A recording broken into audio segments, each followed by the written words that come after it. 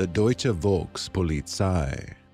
They are known as the DVP, or German People's Police, and even more commonly known as the VoPo. They began policing Berlin and East Germany in June of 1945.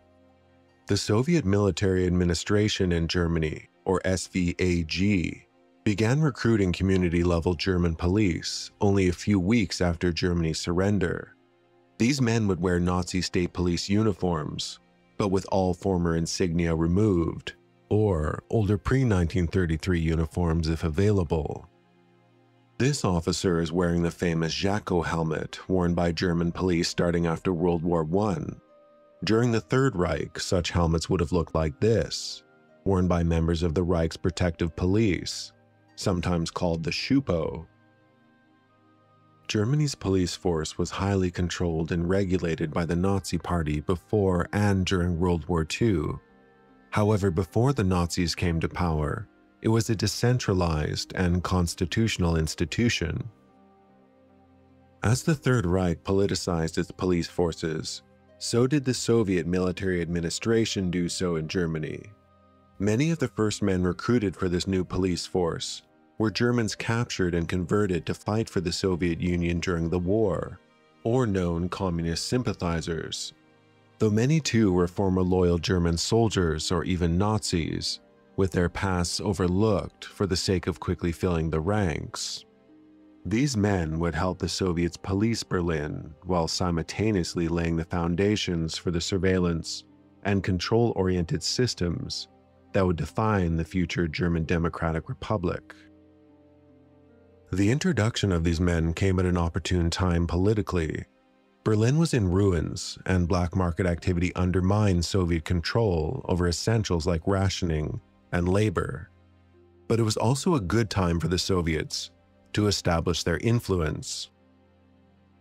Most Germans immediately after the war did not care about the country's political future. Their politics were bread, water, and housing. Only immediate needs mattered. These trees shown here, once lining Berlin's prestigious and beautiful streets, would be chopped down by winter for fuel, to heat homes or boil water. Ration cards were the main way people stayed alive.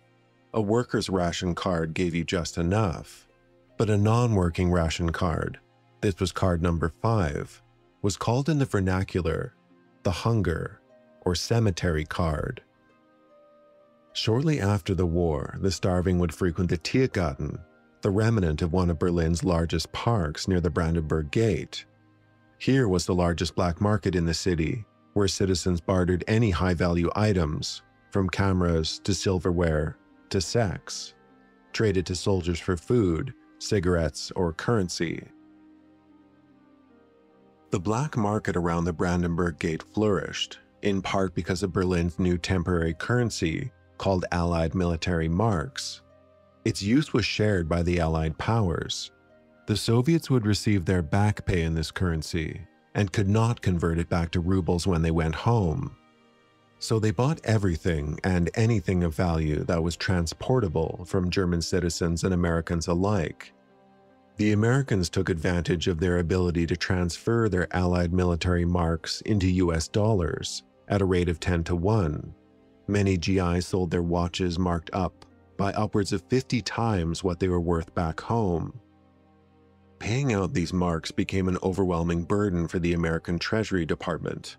At times, huge sums of money were being exchanged in these black markets, and it attracted the desperate, of whom there were many amongst Berlin's post-war population of around 2.8 million.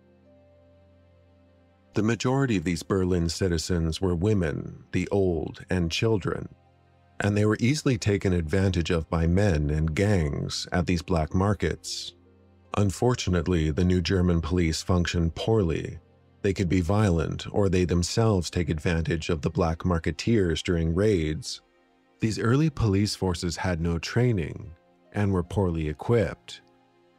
Many of these men were given these jobs not for their quality of character or skill set, but for the service they had performed for the Soviets during the war. Therefore, the only reliable attribute these men had was that they were opportunistic. In October of 1945, the Soviets started issuing pistols to some German police units, mostly surplus pistols from German stockpiles. By the late 1940s, some units of the VOPO would be up-armed with surplus weapons like the Sturmgewehr 44. This photo is taken from the first Volkspolizei manual in 1949. By 1946, about 22,000 mostly untrained German police were aiding the Soviets to control the country. But due to a complete lack of training, men were essentially filtered by an on-the-job training process, with particular observation given of their political loyalty to the new regime. During this time, the turnover rate for German police officers was around 50%. Events such as the 1949 Berlin railway strike tested the limits of the German police on both the east and west sides of the city. Once West Germany introduced its own currency, German railway workers throughout Berlin demanded payment in Westmarks instead of Eastmarks. This led to thousands of railway workers striking. Thousands of police clashed with over 20,000 strikers and rioters for several days. If Germany and Berlin were going to rebuild, order needed to be maintained. In 1949, the GDR was established, and the police force became an essential tool for consolidating the state's authority and maintaining order. In this same year, a purge of the current recruited police took place to ensure political suitability. For example, Wehrmacht veterans of any rank who had been taken POW by the Western Allies were expelled, as was anybody with family in West Germany. In the early 1950s, the Soviets and the GDR developed a highly political training process, and the role of the Volkspolizei as a political entity solidified. Under the leadership of the Socialist Unity Party of Germany, the VOPO was increasingly tasked with securing the regime's grip on power. The force's mission expanded beyond traditional law enforcement functions, including the suppression of political dissent and the monitoring of the population. After the East German uprising of 1953, an additional 12,000 men were purged from all ranks from the People's Police for unreliability, and the state would further transform the police from a political entity to a monolith of oppression.